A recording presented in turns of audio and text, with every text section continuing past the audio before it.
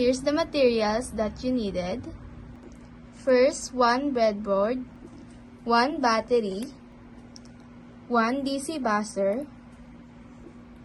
1 IR sensor, and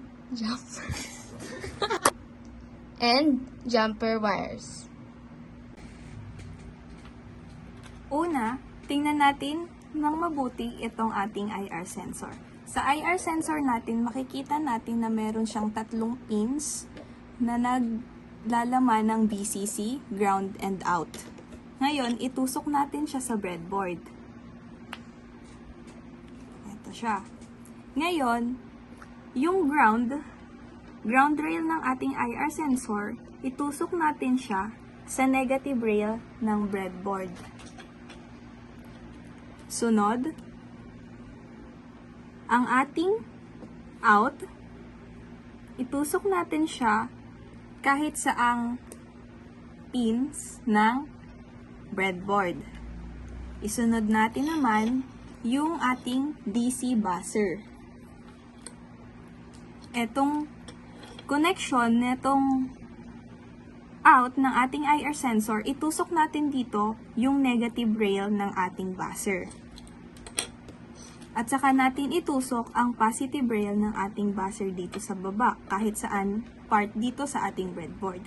Ngayon, kumuha tayo ng isa pang jumper wires at itusok natin sa VCC rail ng ating IR sensor.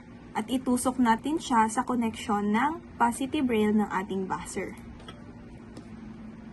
Kumuha pa tayo ng isang jumper wires para itusok natin ito sa positive rail ng ating breadboard at itusok naman natin, i-connect natin ito sa positive rail ng ating buzzer.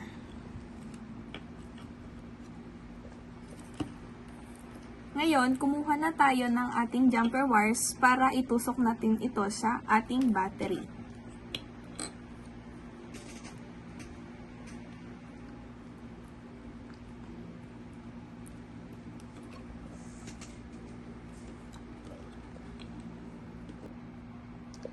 Ito na ang final output ng touchless doorbell.